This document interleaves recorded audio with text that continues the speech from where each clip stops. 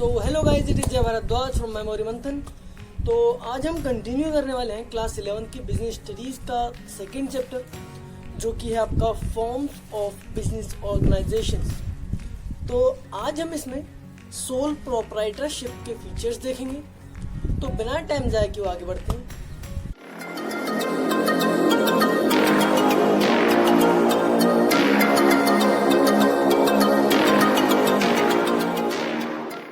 हम देखते हैं कि सोल प्रोप्राइटरशिप बिजनेस कौन से होते हैं। तो पहले मीनिंग देखते हैं। सोल का मतलब होता है सिंगल या इंडिविजुअल, और प्रोप्राइटरशिप वर्ड जो है वो है प्रोप्राइटर से। तो प्रोप्राइटर होता है मालिक, तो मतलब प्रोप्राइटर का मीनिंग मालिक होता है। तो सोल प्रोप्राइटरशिप का मतलब हुआ कि वो बिजनेसेस जिनमें सिर्फ एक मालिक हो।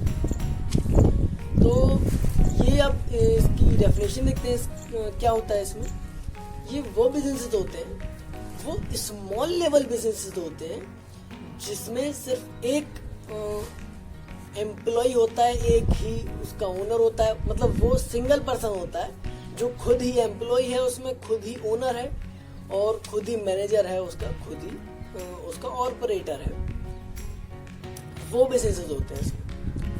अगर हम एग्जांपल लें तो आप मार्केट में अभी कभी भी जाते हैं तो आप किसी भी शॉप पर देखते हैं कि उस पर लिखा होता है, किसी भी शॉप के बैनर पर प्रॉप, PROP। तो वो प्रॉप जो होता है वो शॉर्ट फॉर्म होती है प्रोप्राइटर की। तो वही शॉप्स होती हैं सोल प्रोप्राइटरशिप बिजनेस। तो आप पहले जैसे इसकी डेफिनेशन में देखा हमने कि इसमें सिंगल पर्सन काम करता है, वही इसमें एक ओनर होता है, वही इसमें एम्प्लॉय होता है, वही इसका डायरेक्टर होता है, वही इसका ऑपरेटर होता है। तो अभी इसके हम फीचर्स देखते हैं कि इसमें इसके क्या क्या फीचर्स होते हैं। तो फॉर्मेशन एंड क्लोजर, मतलब ये शुरू करना कैसा होता है इसका और इसे बंद करना कैसा होता है वो सभी। तो फॉर्मेशन में जो है इसमें इसे खोलने में, मतलब इस बिजनेस में एंटर करने में कोई भी ऐसी ज़्यादा बैरियर्स नहीं होते हैं, ज़्यादा एंट्री बैरियर्स नहीं होते हैं। इसमें सिर्फ इतना करना होता है कि बिजनेस स्टार्ट करने के, जैसे शॉप स्टार्ट करने के 30 डेज के अंदर में हमें रजिस्ट्रेशन कराना पड़ता है। That's it. और सिर्फ इतना ही इसके लिए काफ़ी होता है, इतनी ही लीगल फॉर्मेलिटीज़ होती हैं इसकी, और हम एक सोल प्रोप्राइटरशिप बिजनेस शुरू कर सकते हैं। और जैसा कि इसमें कुछ ज़्यादा ऐसा काम भी नहीं होता है, स्मॉल लेवल बिजनेस होते हैं ये, तो इस वजह से कोई भी सिंगल पर्सन इसे स्टार्ट कर सकता है। तो हम अपने नेक्स्ट फीचर पर चलते हैं, लाइबिलिटीज़। तो लाइबिलिटीज़ क्या होती हैं कि इस बिजनेस में क्या परेशानियां आती हैं, क्या दिक्कतें आती हैं, क्या मुसीबतें आती हैं, ये सभी। तो इसमें अगर हम एग्जांपल लें तो सपोज कीजिए किसी बिजनेसमैन ने अपनी शॉप खोलने के लिए, वो सोल प्रोप्राइटरशिप बिजनेस खोलने के लिए एक 10 लाख का लोन लिया। तो इसमें क्या होगा कि वो उस 10 लाख को उसके रॉ मटेरियल में और उसके प्रोडक्ट्स वगैरह में, उसके फर्नीचर वगैरह में वो यूज़ करेगा, ऐसी भी चीज़ों में यूज़ करेगा जिसकी उसे वैल्यू रिटर्न में नहीं मिलेगी। जैसा फर्नीचर हो गया आपका, तो जिससे कि उसकी जो वैल्यू होती है वो घटती है। मतलब हम कह सकते हैं कि अगर किसी ने किराने की तो शॉप खोली है और उसे 5 लाख की इनकम हो रही है उस 10 लाख से, तो उससे कम इनकम हुई तो वो उस लोन को पे नहीं कर पाता है। तो ये दिक्कतें आती है सोल प्रोप्राइटरशिप बिजनेस में। बट जो बैंक होता है वो तो अपना रिटर्न लेगा ही, और वो मतलब अपना लोन तो वापस लेगा ही। तो बैंक क्या करता है कि उससे जो उसे इनकम हुई है वो पहले चेक करता है कि उसे कितनी इनकम हुई और उससे वो लेता है। अगर वो उस 10 लाख को सेटिस्फाई नहीं कर पाता, मतलब उसके लोन को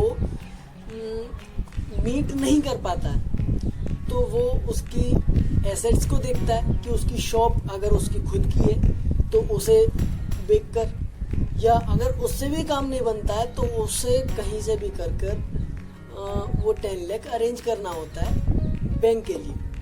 तो इतनी तक इसमें प्रॉब्लम्स आती हैं, इतनी लायबिलिटीज आती हैं। तो अभी हम अपने नेक्स्ट पॉइंट की तरफ चलते हैं, नेक्स्ट फीचर की तरफ चलते हैं। सोल रिस्क बियरर, मतलब इसमें सिर्फ एक ही इंसान ऐसा होता है जो कि रिस्क बियर करता है।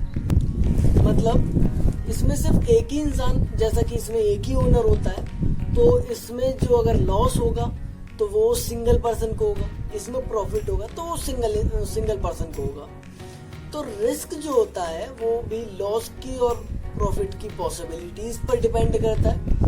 तो जो रिस्क होगा वो भी सिंगल पर्सन पर ही डिपेंड करेगा, उनको तो सिंगल पर्सन ही उस रिस्क को बियर करेगा।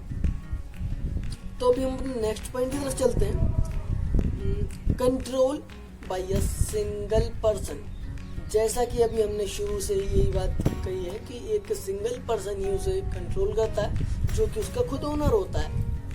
तो इसमें ज़्यादा कुछ कहने की ज़रूरत तो शायद नहीं हो।